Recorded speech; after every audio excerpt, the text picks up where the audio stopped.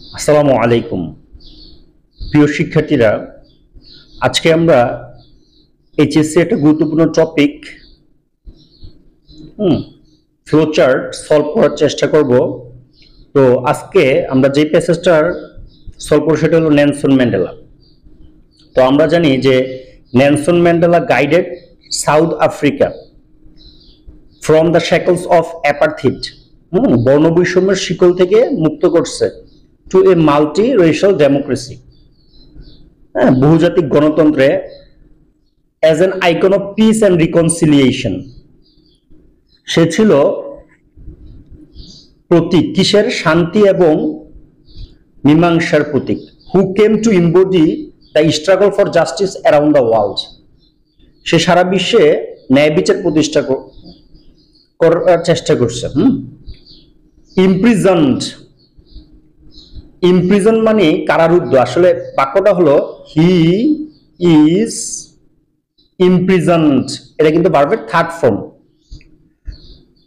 তো he is imprisoned for nearly 3 decades. সে decades মানে দশক, 3 ডিকেডস, 3 ডিকেডস মানে কি 30 বছরের মতো। For the fight against white minority rule. তো কাদের বিরুদ্ধে সংগ্রাম করছে? শ্বেতাঙ্গদের বিরুদ্ধে। তারা তো সংখ্যায় কম ছিল, এই জন্য তারা minority. Mandela never lost his resolve, কিন্তু কখনো তার সংকল্প হারায় নাই, to fight for the people's emancipation. এই লোকজনদের মুক্তির জন্য কখনো সংকল্প হারায় নাই। He was determined to bring down apartheid while avoiding a civil war. কিন্তু কোনো গৃহযুদ্ধ করবে না সে। অ্যাপার্থিড বর্ণবৈষম্য কমিয়ে আনবে, কিন্তু কোনো সিভিল ওয়ার করবে না, মানে নিজেদের মধ্যে কোনো যুদ্ধ করবে না, গৃহযুদ্ধ। হিজ প্রেস্টিজ এন্ড কারিশমা, তার যেই সম্মান, তার যেই অলৌকিক ক্ষমতা, help him win the support of the world. এর মাধ্যমে সে বিশ্বের সাপোর্ট অর্জন করতে পারছে। তো এখানে একটা কোট দেখা যায়, কোটে বলা আছে যে I hate race discrimination most intensely.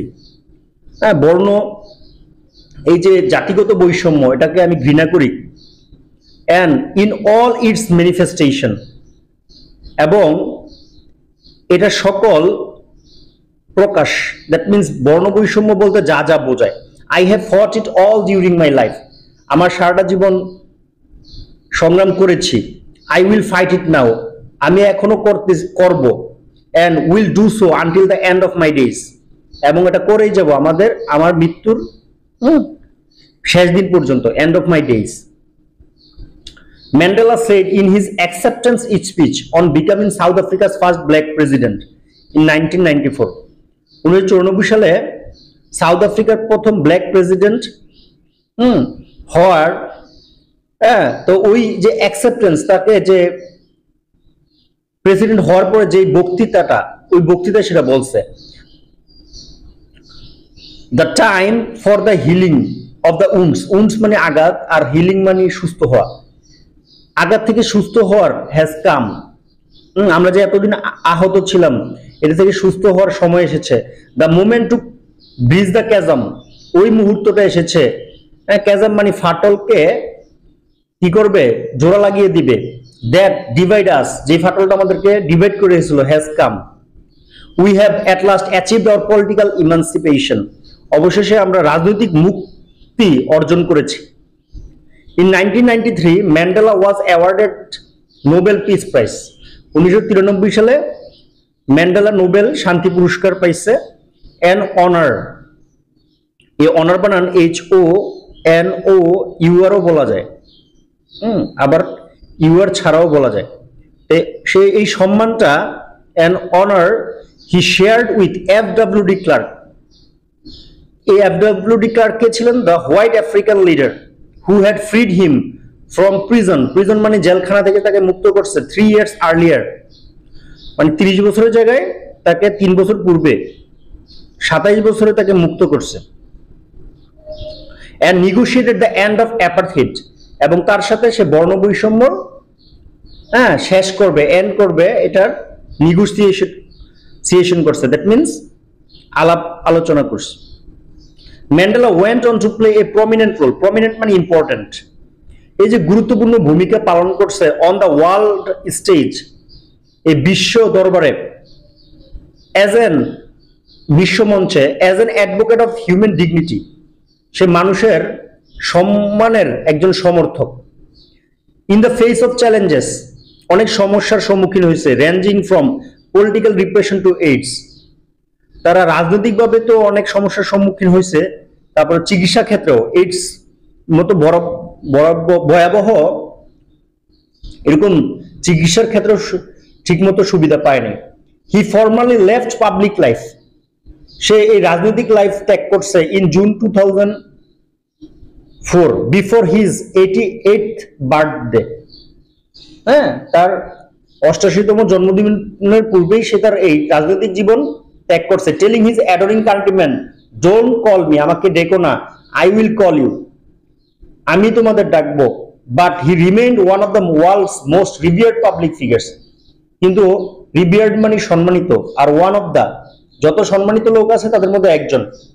Combining celebrity sparkle, তার মধ্যে আছে celebrity sparkle with an unwavering message, একটা মেসেজ আছে of freedom, respect and human right, কি স্বাধীনতা, সম্মান এবং মানুষের অধিকার।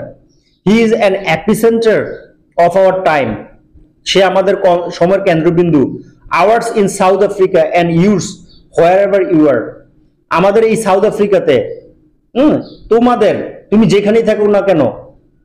এটা এই কথাটা বলছে কে? Nadine Gordimer, the South African writer and Nobel laureate for literature once remark, এই মন্তব্য করছে তার সম্পর্কে। দ্য ইয়ার্স ম্যান্ডেলা স্পেন্ট, যেই সময়টা Mandela spent behind bars made him the world's most celebrated, এটা মোস্ট হবে, celebrated political prisoner and a leader of mythic stature for millions of black South Africans and other oppressed people, South আফ্রিকানদের মতো যারা oppressed people, তাদের জন্য সে একজন mythic stature. Far beyond his country's border, যে লোকগুলা অপ্রেসড তার দেশের বাইরে, তাদের কাছেও সে একজন mythic stature. Charged with capital offences, তাকে অভিযুক্ত করা হয়েছে বড় ধরনের অন্যায়, মানে সে যে কেন কালো হইয়া, মানে তাদের অধিকার চাই, এগুলো বড় অন্যায়। In the 1963 Rivonia trial, his statement from the dock was his political testimony, সেখানে তার রাজনৈতিক সে কাঠগড়ায় দাঁড়ায় কিছু বক্তব্য বলছে। কি বলছে? During my life time I have dedicated myself two the struggle of the African people, আমার জীবনে আমি ডেডিকেট করছি, নিজেকে ডেডিকেট করছি টু দিস স্ট্রাগল, এই যে সংগ্রাম of the African people. I have ফট এগেইনস্ট হোয়াইট ডোমিনেশন, আমি হোয়াইটদের ডোমিনেশনের বিরুদ্ধে, মানে হোয়াইটরা যে অত্যাচার করে, ডোমিনেট করে রাখতে চায়, এটার বিরুদ্ধে সংগ্রাম করেছি। এন্ড আই হ্যাভ ফট, আমি সংগ্রাম করেছি এগেইনস্ট ব্ল্যাক ডোমিনেশন। হ্যাঁ, কৃষ্ণাঙ্গরাও যে তারাও যে শ্বেতাঙ্গদের উপর মাঝে মাঝে হামলা করতো, এটার বিরুদ্ধে আমি সংগ্রাম করেছি। I have cherished the ideal of a democratic and free society, আমি একটা ডেমোক্রেটিক এবং ফ্রি সোসাইটির স্বপ্ন দেখি। In which all persons live together, যেখানে সবাই একত্রে থাকবে। In harmony and with equal opportunities, সকল একতার মধ্যে থাকবে এবং সমান সুযোগ সুবিধার মধ্যে থাকবে। হি টোল্ড দ্য কোর্ট, সে কোর্টে তা এগুলো বলল। It is an ideal I hope, এই আদর্শ আমি আশা করি, to live for and to achieve, এবং অর্জনের। বাট ইফ নিডস বি, যদি প্রয়োজন হয়, it is an ideal for which I am prepare to die, এই আদর্শের জন্য আমি মারা যেতে প্রস্তুত। Friends adored Mandela and fondly called him Madiba, হ্যাঁ, ফ্রেন্ডরা তাকে খুব পছন্দ করত এবং তাকে খুব প্রিয় একটা নাম ধরে ডাকত, তার নাম হলো মাদিবা, দ্য ক্লেন নেম, যেটা তার গোত্রীয় নাম, তার জাতিগত নাম, by which he was known. People laud, LAUD, laud মানে প্রশংসা করা, his humanity, kindness and dignity, হ্যাঁ, তার মানবিকতা, দয়া এবং মর্যাদাকে সবাই প্রশংসা করত। তো এই ছিল নেলসন ম্যান্ডেলার প্যাসেজটা। তো এখন আমাদের ফ্লো চার্টে কি কি করতে বলা আছে, বলছে read the above passage and make a flow chart showing the iconic image of Nelson Mandela. হ্যাঁ, তার নেলসন ম্যান্ডেলার ইমেজ সম্পর্কে জানতে চাইছে। একটা বলা আছে an advocate of human dignity. এটা যদি আমি পরিপূর্ণ একটা বাক্য বানাই তাহলে হয় হি ইজ, সে হলো an advocate of human dignity. That means আমাদের বাক্যের শুরুতে একটা হি এবং ইজ ছিল, তো পরের এরকম হি ইজ দিয়ে আরো কি কি বানানো যায় ওইগুলোই আমরা তার আইকনিক ইমেজ হিসেবে আনবো। ওইরকম টাইপের সেন্টেন্স গুলো, যেমন he is a public figure of reverence. তো এই যে তাহলে সংক্ষেপে লিখবো a public figure of reverence, মানে একজন পাবলিক ফিগার এবং সে খুব সম্মানিত, রিভারেন্স। তারপরে হি is A celebrity of uniqueness, তাহলে সংক্ষেপে বলবো এ সেলিব্রিটি অফ ইউনিকনেস। তারপরে হি is an embodiment of human rights. হ্যাঁ, সে একটা প্রতীক। এম্বডিমেন্ট প্রতীক, কিসের প্রতীক? মানুষের অধিকারের প্রতীক, তাহলে হি ইজটা বাদ যাবে। হি is a leader of mythic stature. তারপর হি ইজ এন ইমব্লেম, ইমব্লেম মানে প্রতীক, প্রতীক, সেটা প্রতীক, symbol. He is a symbol বা he is an emblem of dignity, humanity, kindness and dignity. তো এই সকল আইকনিক ইমেজ আমরা তার সম্পর্কে জানতে পারি। নেক্সট আরেকটা কোশ্চেন, আর আমরা জানি সাধারণত যে ফ্লোচার্টের যে read the above text and make a flowchart, highlighting বা শোয়িং, এই পরে থেকে ইনফরমেশন থাকে কি? The causes of success of Nelson Mandela. Nelson ম্যান্ডেলার সফলতার কারণগুলো বলতে বলছে। এক নম্বরে বলা আছে যে ফার্ম ডিটারমিনেশন, দৃঢ় সংকল্প। আর কি বলা যেতে পারে যে কি কি ছিল? স্বপ্ন ছিল, ড্রিম। কিসের স্বপ্ন? Of a democratic and free society. তার স্বপ্ন হলো একটা স্বাধীন এবং গণতান্ত্রিক দেশ গঠন করা, এটা তার একটা স্বপ্ন, এই কারণে সে সাকসেস হয়েছে। আর কি কারণে হতে পারে? অ্যাভয়েডেন্স, এড়াই চলছে অফ এ সিভিল ওয়ার, গৃহযুদ্ধ অ্যাভয়েড করে চলছে এটা।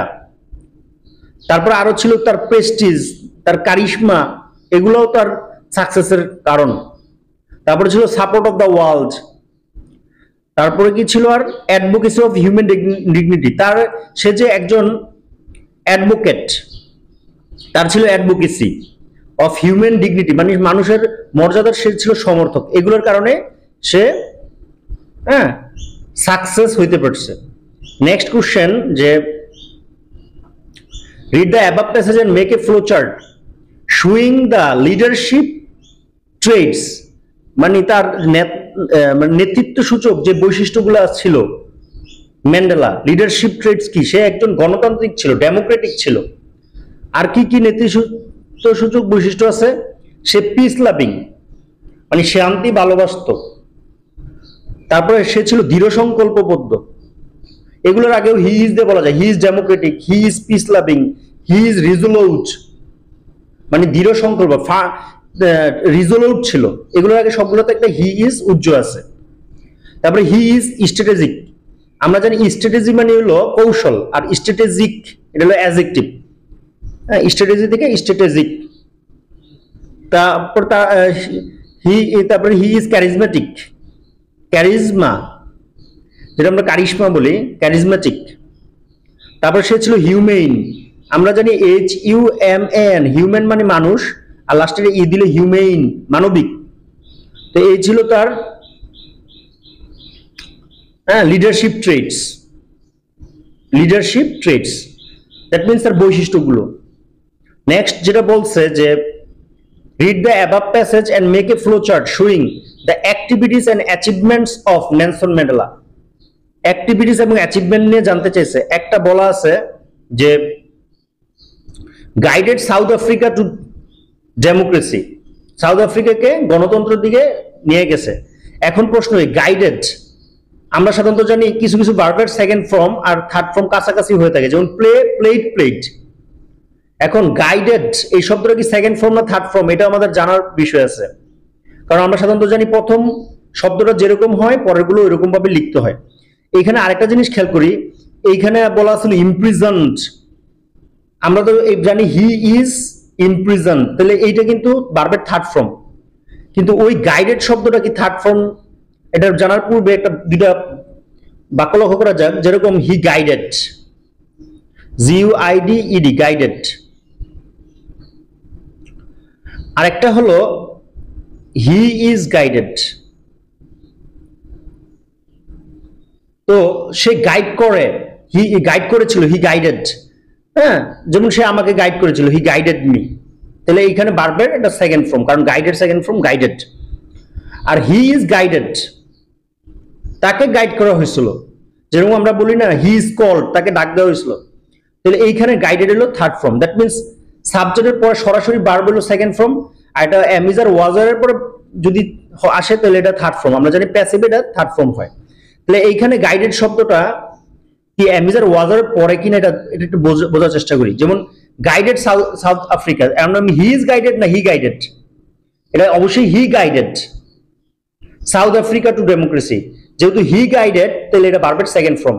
আর যদি তো he is guided by me, সে আমার দ্বারা গাইড, তাহলে এটা থার্ড ফর্ম হইতো। তাহলে এখন যেহেতু এটা থার্ড ফর্ম না, আমরা সাধারণত থার্ড ফর্ম হলে প্রত্যেকটা বাক্যের শুরুতে থার্ড ফর্ম দেওয়ার চেষ্টা করি। যেহেতু এটা সেকেন্ড ফর্ম, তাহলে আমাদের প্রত্যেকটা অ্যান্সার সেকেন্ড ফর্মে করতে হবে। Guided South Africa to democracy. তারপর কি স্ট্রাগলের দ্বিতীয় রূপ কি? স্ট্রাগলড ফর জাস্টিস, সে জাস্টিসের জন্য স্ট্রাগল করেছিল। ফাইটের দ্বিতীয় রূপ কি? ফট, ফট এগেইনস্ট হোয়াইট মাইনরিটি রুল। তারপর কি ছিল? উইনের দ্বিতীয় রূপ হলো ওয়ান, WIN। উইনের দ্বিতীয় রূপ হলো WON, won the support of the world, সে সারা বিশ্বের সাপোর্ট অর্জন করেছিল। অ্যাচিভড পলিটিক্যাল ইমানসিপেশন, সে রাজনৈতিক মুক্তি অর্জন করেছিল। Awarded the Nobel peace prize, এটা ভুল আছে, কারণ আমরা যদি চিন্তা করি অ্যাওয়ার্ডেড শব্দটা, তাহলে he is awarded, he is he is awarded, he is AWARDED, he is awarded. কিন্তু আমার শব্দটা ছিল গাইডেড, গাইডেড তো ভার্বের সেকেন্ড ফর্ম, আর হি ইজ অ্যাওয়ার্ডেড আমরা জানি বি ভার্বের পরে শব্দটা ভার্বের থার্ড ফর্ম হয়। তাহলে আমাকে সেকেন্ড ফর্ম ইউজ করতে হবে, এখানে থার্ড ফর্ম দিছে। এটা আমরা বলতে পারি যে অ্যাওয়ার্ডেড এর জায়গায় আমার তো সেকেন্ড ফর্ম দরকার, তো সে পেয়েছিল। গেটের দ্বিতীয় রূপ কি? Goat, he got the Nobel peace prize. তাহলে অ্যাওয়ার্ডেড শব্দটা আমরা লিখবো না, আমরা লিখবো got the Nobel peace prize. আচ্ছা, নেক্সট কোশ্চেন, যে read the above passage and make a short note in each of the boxes in the flowchart showing the life history of Nelson Mandela. Nelson Mandela life history জানতে চেয়েছে। আচ্ছা, একটা কি বলা আছে, আর সেটা বলা আছে টু দিয়া, to charge with capital offences, বড় ধরনের অন্যায়ের সে কি ছিল? অভিযুক্ত হয়েছিল, চার্জ হয়েছিল। তো এখন আর কি কি হয়েছিল? আর এগুলো সব টু দিয়ে শুরু হইতেছে। এটা ভার্বের সাথে এরকম যদি হইতো চার্জিং, তাহলে সবগুলো ভার্ব আমরা আইএনজি দিয়ে শুরু করতাম। আর যেহেতু টু দিয়ে শুরু, তাহলে প্রত্যেকটা ভার্বের আগে টু দিব। টু ডেডিকেট হিমসেলফ, সে নিজেকে ডেডিকেট করছে to the struggle of the African people, African পিপলের স্ট্রাগলে নিজেকে ডেডিকেট করছে। তারপর কি? To fight against apartheid, apartheid মানে বর্ণবৈষম্যের বিরুদ্ধে সংগ্রাম করছে। টু চেরিশ দ্য আইডিয়াল, সে ওই আদর্শকে চেরিশ করত, সযত্নে লালন করত, of a democratic and free society, একটা গণতান্ত্রিক এবং ফ্রি সোসাইটির আদর্শকে সযত্নে লালন করা, স্বপ্ন দেখত। তারপরটা to prepare to die for an ideal, হ্যাঁ, মারা যাইতেও প্রস্তুত। প্রিপেয়ার কিসের জন্য? তার সেই যে একটা আদর্শ ছিল।